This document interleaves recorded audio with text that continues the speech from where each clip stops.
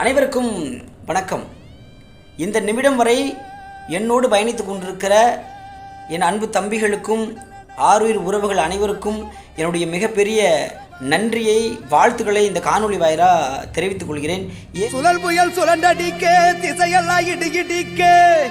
ஏன் திடீர்னு இந்த காணொளி வெளியிடுறேன் அப்படின்னா, நான் மிக மோசமான சூழ்நிலைக்கு தள்ளப்பட்டு மிகப்பெரிய பொருளாதார பின்னடைவு ஏற்பட்டு பொழுது கூட என்னுடன் நின்று ஒரு சில தம்பிகள் என்னை தாங்கி பிடித்தார்கள். தோள் கொடுத்து தோழமையாக நின்றார்கள், உடன்பிறப்புகளாக நின்றார்கள்.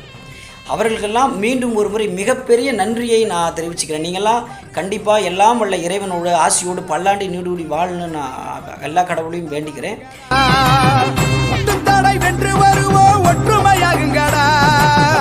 மிக முக்கியமான முடிவுகளை எடுக்கிற சூழ்நிலைக்கு தள்ளப்பட்டிருக்கிறேன்.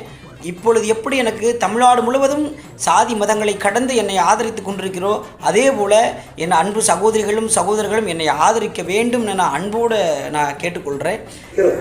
ஐயா சொல்வார்ல, பிறப்பு ஒரு சம்பவமாக இருக்கலாம், ஆனால் இறப்பு ஒரு சரித்திரமாக இருக்க வேண்டும் என்று கூறினார். மிக முக்கியமான முடிவுகளை வருகிற மாதங்களை வெளியிடுவோம். கண்டிப்பாக எனக்கு ஆதரவு கொடுத்து, எங்கள் குழுவுக்கு ஆதரவு கொடுத்து, இந்த மண்ணுக்கும் மக்களுக்கான பணிகளை எங்களை அதிதீவிரமாக ஈடுபடுத்திக் கொள்ள இருக்கிறோம். வரலாறு படையுங்கள், வரலாறு படையுங்கள், வரலாறு வாழ்க்கை சாதனைகள். அது மட்டும் இல்லாமல் யாருக்கும் எந்த ஒரு நெருக்கடி சூழலும் கண்டிப்பாக தரமாட்டேன். வந்த பாதையில் 1000 சண்டைகள் இருக்கலாம், 1000 சச்சரவுகள் இருக்கலாம், எதிர்ப்புகள் இருக்கலாம். அவர்கள்லாம் கண்டிப்பாக டார்கெட் வைக்க மாட்டோம். ஏன்னா உடனே அங்கே போயிட்டாங்க இங்கே போயிட்டாங்க தேவையில்லாமல் ஒரு பரப்புரையில் இறங்கிறாதீங்க. ஏன்னா அது ஒரு ஆரோக்கியமான ஒரு இயக்க அரசியலுக்கு நல்லதில்லை. அதே போல் எதிரிகளும் நமக்கு எங்கோ இருக்கிறாங்க, அவங்கள தான் டார்கெட் பண்ணி இங்கே அரசியல் இருக்குமே தவிர நம்ம கூட பயணத்தோடு டார்கெட் பண்ணுற அரசியல்லாம், இயக்க அரசியல்லாம் இங்கே நடக்காதுன்னு நான் கண்டிப்பாக இந்த காணொலி வாயிலாக சொல்லிக்கிறேன்.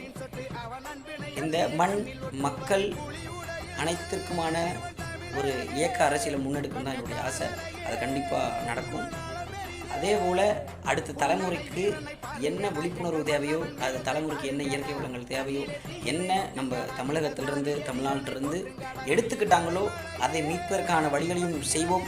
அதே போல் இருப்பதை காப்போம், இழந்ததை மீட்போம்.